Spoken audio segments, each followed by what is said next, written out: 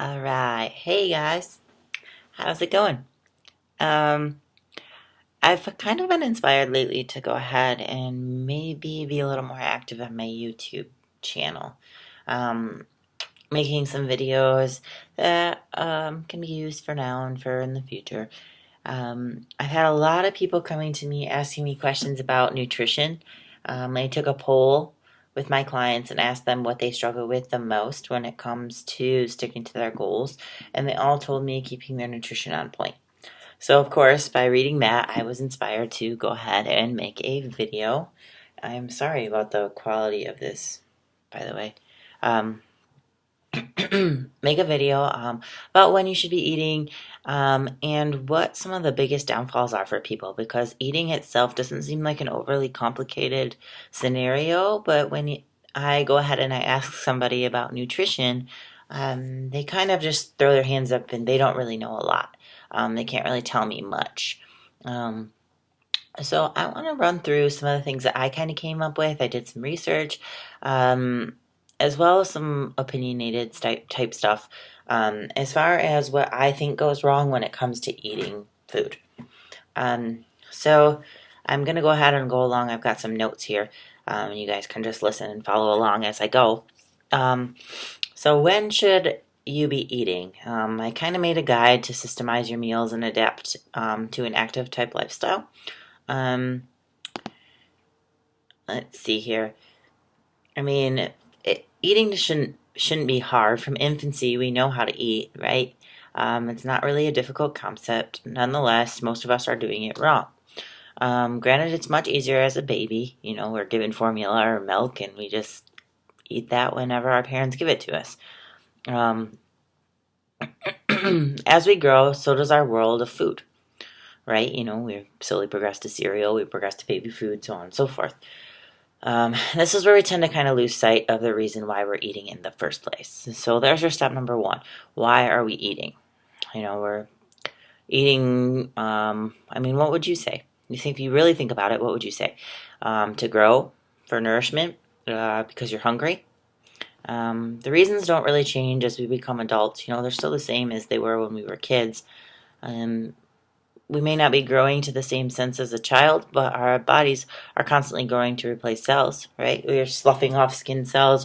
Some cells are dying, and we need to replace those. Think of how, like, when you cut yourself, you know, you're riding on a bike, you fall down, get a cut, but you give it a couple weeks and the cut's not there anymore. You need nutrients to regenerate cells to fix that wound, or heal it, rather. Um, we need to be eating for nourishment just as much as our former infant selves. So the question that remains, why are we eating for different reasons? Because food is delicious? Are we bored? Do we have cravings? That's kind of your own opinion, so go ahead and think about that if you'd like. Um, the reasons do not really change as we become adults. We may not be growing in the same sense as a child.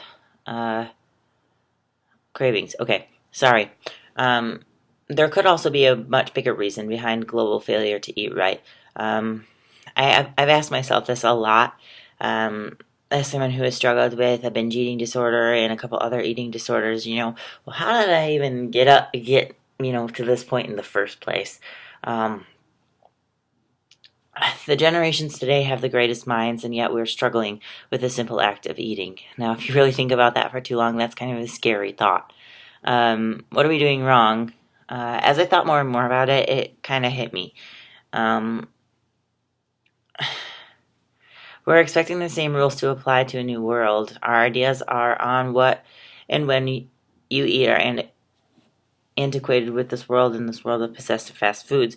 We haven't adapted and we are suffering because of it. So the world has went ahead and it's changed a lot since the older days when people pretty much made all of their meals. I wonder if I can get a better. Let's see here. It's still all glary, but that's okay. We have all these fast food chains. I mean, how you can drive down the road and you see a McDonald's, and then you see a Taco Bell, and then you see Arby's, so on and so forth. It's like everywhere you turn, there's fast food. And the fast food is easy. It's an easy option. You just drive through the drive-thru. You don't even have to get out of your car. And people hand you the food, and you can eat it while you're driving if you want to. It doesn't take effort. The and there's nothing wrong with that. There's nothing wrong with the idea of fast food and being time efficient and things like that. But where we fall down is we tend to overcomplicate things, or we just straight up don't care. Um, Not all of us are suffering. There is a group that is thriving, and that would be athletes. Athletes and people in the fitness industry do the most research when it comes to nutrition. They want to help their clients. At least, I hope they do. Um, they're using Athletes use food for its sole purpose. So, food was originally created. If you go way back to the caveman era, if that's what you presume or want to call it, they ate for survival, right? They ate for energy and to move forward with life and to complete daily tasks, and men especially take care of their families. Um, their chief purpose was to nourish, and their athletes are achieving amazing feats because of it. Um, it's not hard. Athletes just go ahead and they systemize their diets.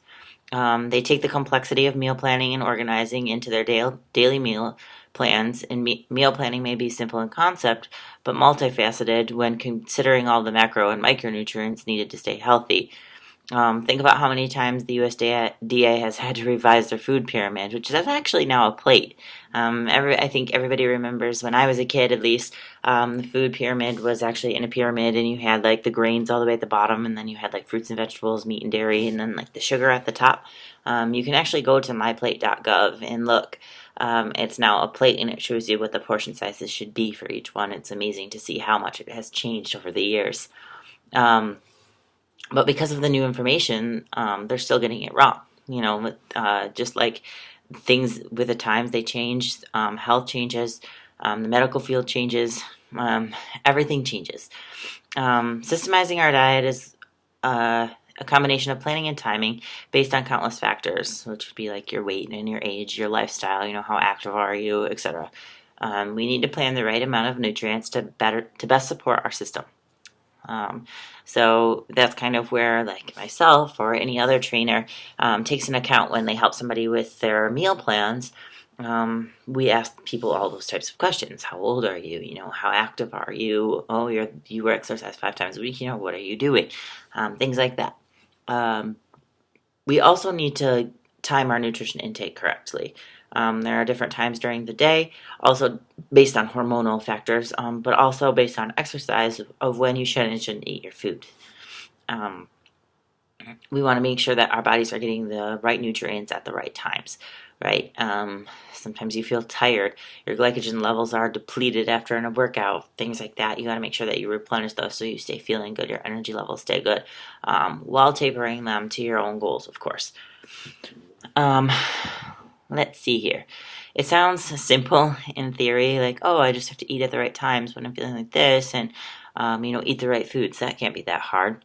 Unfortunately, it can be a daunting task, and one that needs to be continuously worked on. When I take on a client, we start at a certain level, and things change every couple weeks to a month. We have to kind of switch things up based on how progress is going. Let's see here.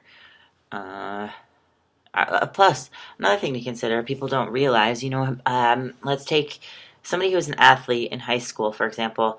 They are active all the time. Maybe it's summertime, a football player, they're doing 2-a-days, moving all the time. Their calories are high. More than likely, if it's a high school football athlete, they don't really pay attention to what they're eating, and neither do their coaches really, because they're moving so much. Most of the foods that they're going to eat, they're going to burn it off anyways. The problem with that is they're not getting the correct energy sources that they need. And let me elaborate on that. But the point I wanted to make there was that they are eating all these calories. All of a sudden, let's say they go 4 years doing this in high school. Maybe they don't move on to college football. Maybe they focus on their studies, or life just kind of happens and they hop into a job. All of a sudden, they're not active like they used to be. They start packing on all this weight because they're not moving. Because what's staying the same? Their eating habits the same. They're doing the same thing they were before because they don't really know how to change it, nor do they realize it. So all of a sudden their weight is spiraling out of control, and they're just going, I don't know, I'm just trying to survive over here. No, I'm just kidding. Okay, so let me really quick Sorry, that my face was way too close just then. Why do we fail? Um, I kind of broke down a few different things. So number one, I'd say the biggest thing. There's a quote: "Fail to plan, plan to fail." I'm sure some of you guys have heard that quote before. That's my number one: planning. Now I'm not saying you have to strategize and plan every little thing, and it depends on your coach or your trainer or the way that you want to do things. You know what works best for you mentally. But I do macro planning with a lot of people, so I educate them so that they understand the concept of macros, why they're important, when they should be eating specific ones, so on and so forth. And then they usually plan a few of their meals throughout the day, and the allotment that they leave left allows them to have a treat if they want to, or, have that candy bar they really want, or, whatever the people at work bring in, or something like that.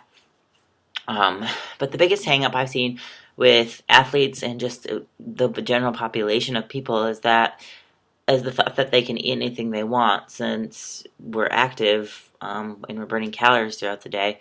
Um, we've done it. I say this because I've done it countless times. I mean, working out 5 to 6 days a week, high intensity and low intensity both, thinking that you can just go ahead and eat. That was me in high school. That was me as a high school athlete, singing and dancing. I would just, whatever was placed in front of me, that's pretty much what I went ahead and ate. Well, it's true that our bodies will make use of whatever we feed them. We're actually not helping our bodies when we give them processed foods high in sugars and fats. By doing so, we're not supplying ourselves with the best nutrients. Nutrients are indeed important for performance, and if you don't consume the correct ones, you're actually hindering yourself. My favorite analogy for this is the story about the three little pigs. We're not surprised when the first two pigs' houses blow down, right? They're made of straw and sticks. But what did the third pig build his house out of? He built it out of bricks, right? If you want to be a strong individual, build your body full of bricks.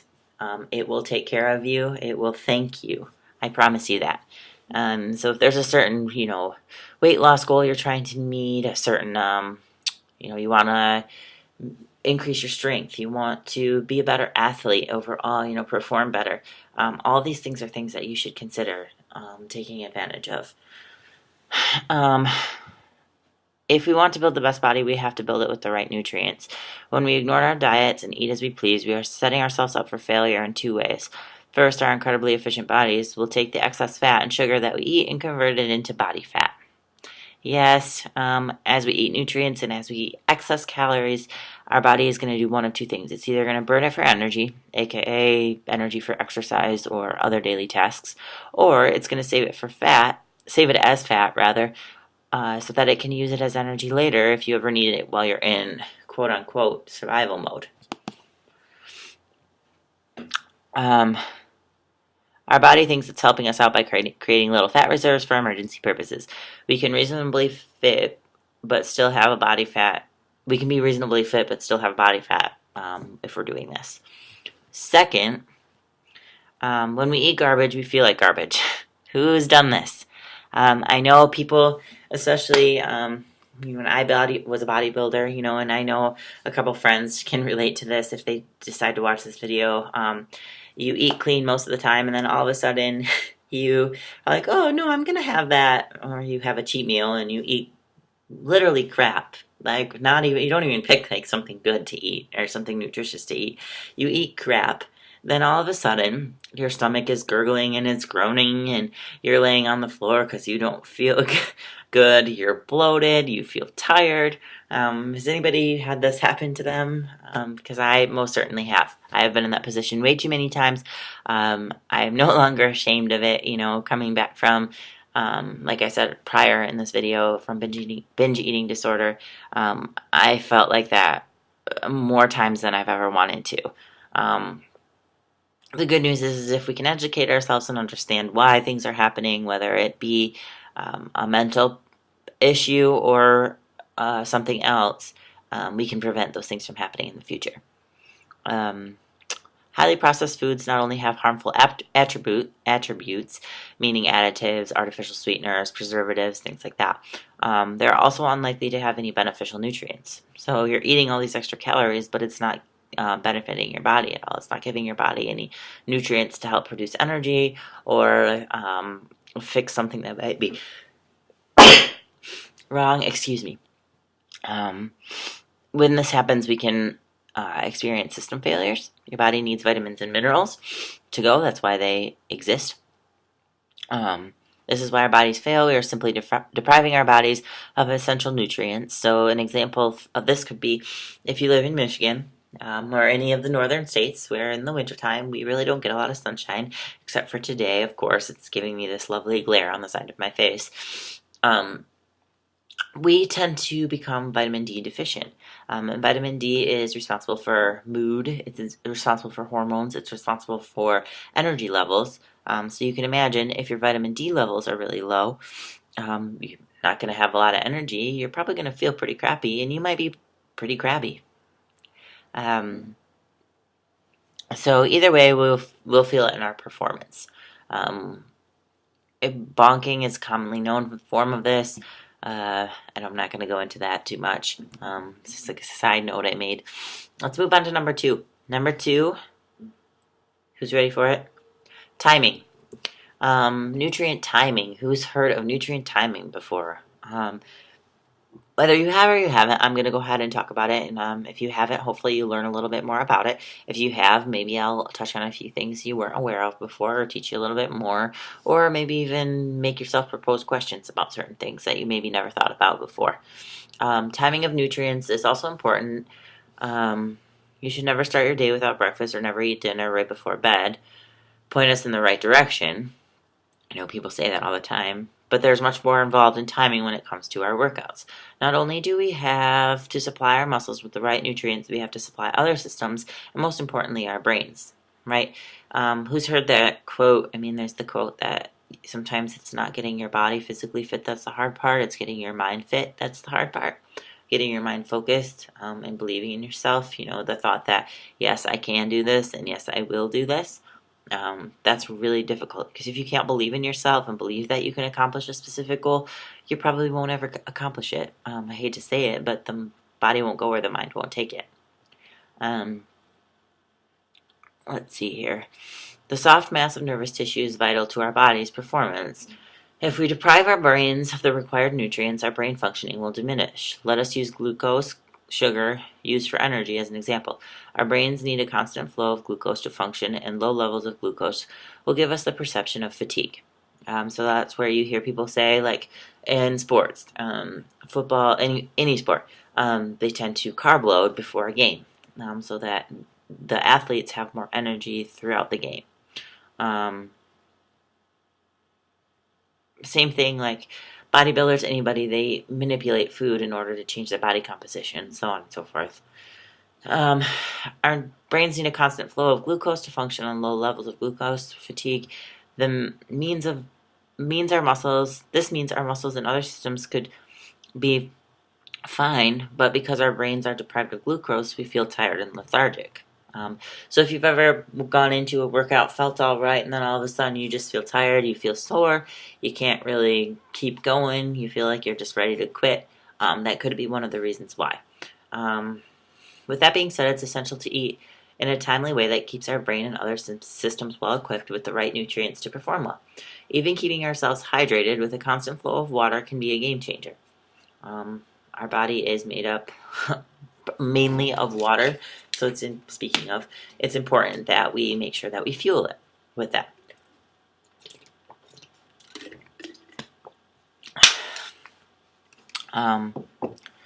Dehydration causes a pyramid of systems that are detrimental to athletes, from headaches to muscle cramps. Muscle cramps can also be contributed to a lack of potassium, so make sure that if you experience a lot of muscle cramps, first try water. If that doesn't work, try to get some more potassium in your diet, and a good source of that would either be taking a potassium supplement or a banana. It's something to think about. Most people, the sign of that's another thing too. A lot of times, by the time you feel thirsty, it's already too late. That's why it's important to keep yourself constantly hydrated. Poor timing on a post-workout. So we just talked about pre-workout and why you might feel lethargic before or during your workout. Now we're going to talk about after your workout. Replenishing yourself is another common pitfall for aspiring athletes or anybody really. Anybody trying to achieve a goal. Complications arise when nutrient delivery is delayed, especially um, earlier nutrient, uh, especially water, carbohydrates, and protein. Yes, so my clients probably already know this because I usually tell them make sure that you get some carbs and some protein in when they leave the gym, or when they're done with their workout. Um, Plus water because you're sweating, right? You need to replenish that. Uh, excuse me. We do as we work out, we deplete glucose from our muscles and our liver, which our liver actually delivers glucose to our brain. We need carbs to refill those glucose stores. If you sweat, you're losing water. So you need to rehydrate, and we need protein to help our muscles recover and grow. All three nutrients need to be delivered in a timely fashion to ensure optimal workout recovery. Poor timing on post-workout replenishment. Uh, Poor meal timing, explains why so many people struggle with dieting. It means we are eating too far apart. We are ensuring we will get hungry between meals.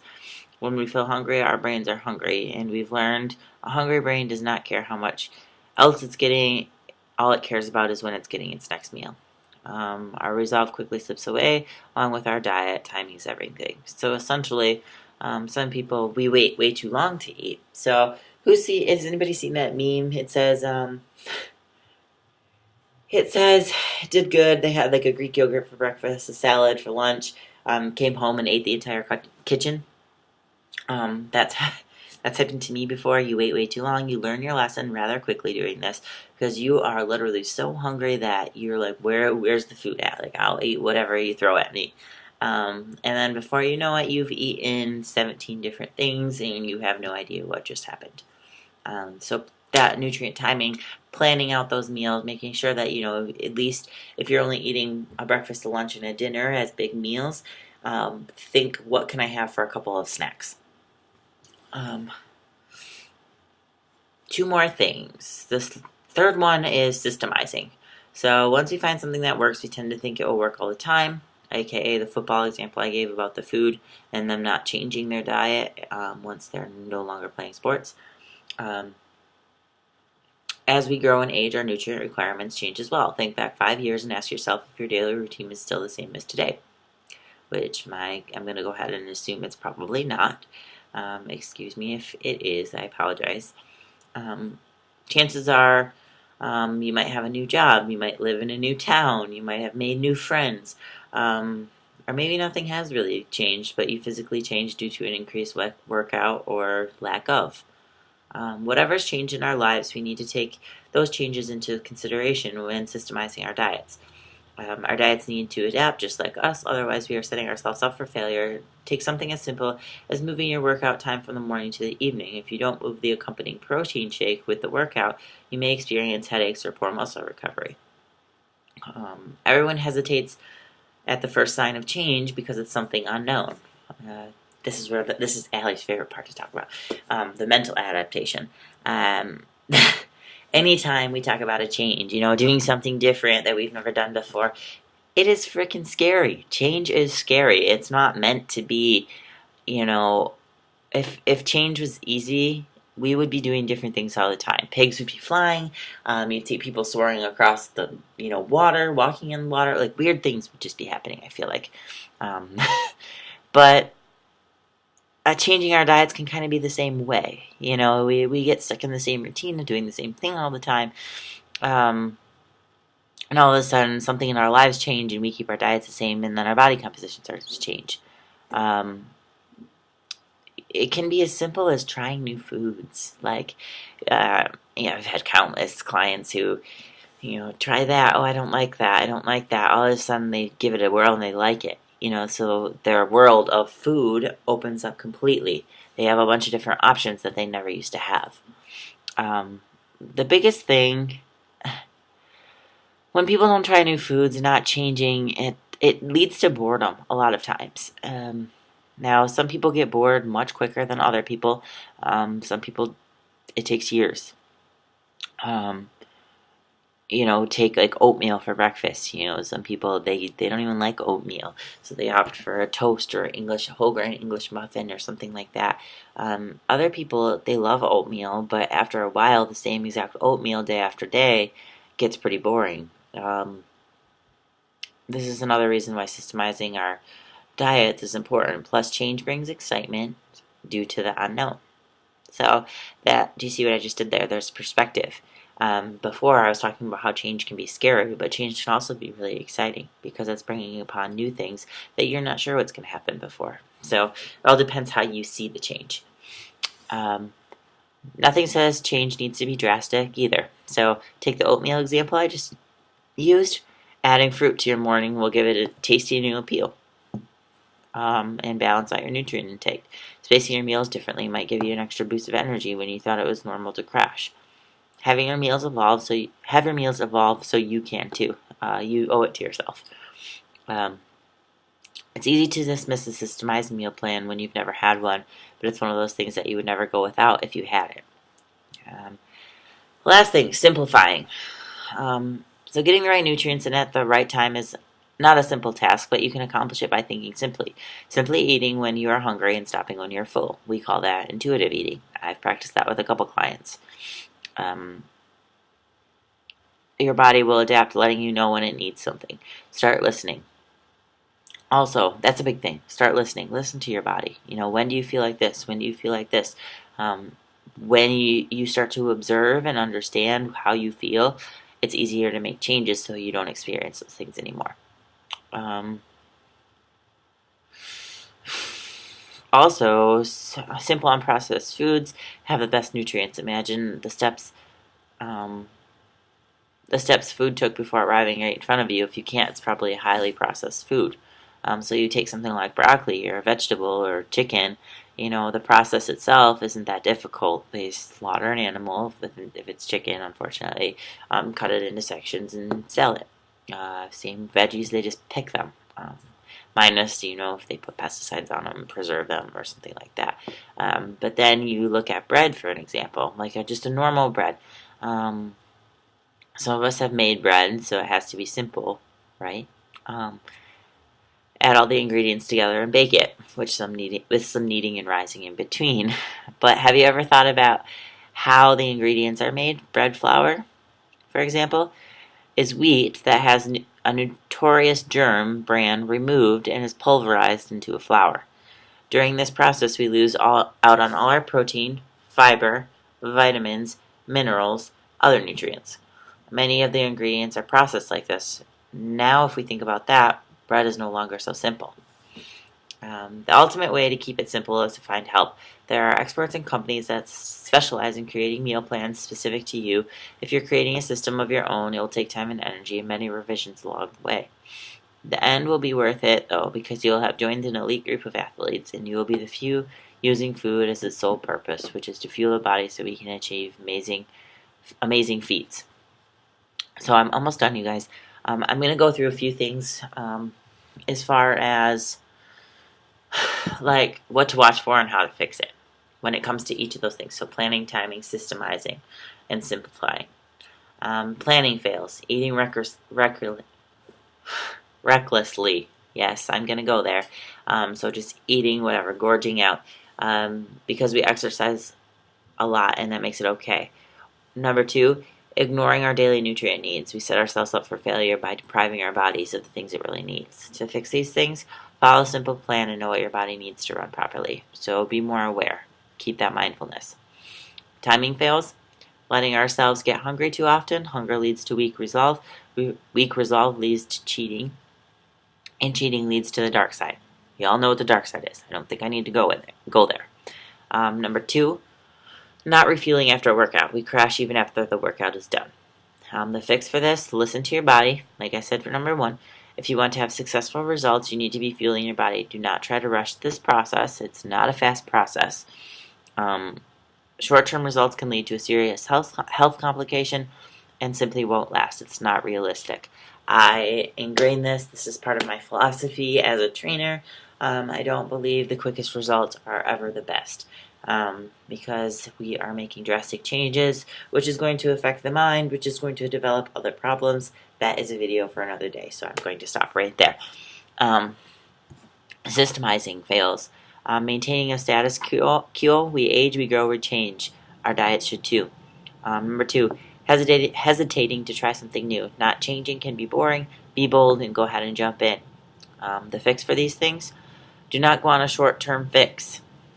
Okay, I brought it up again. You need to be able to adapt your diet with your changing lifestyle.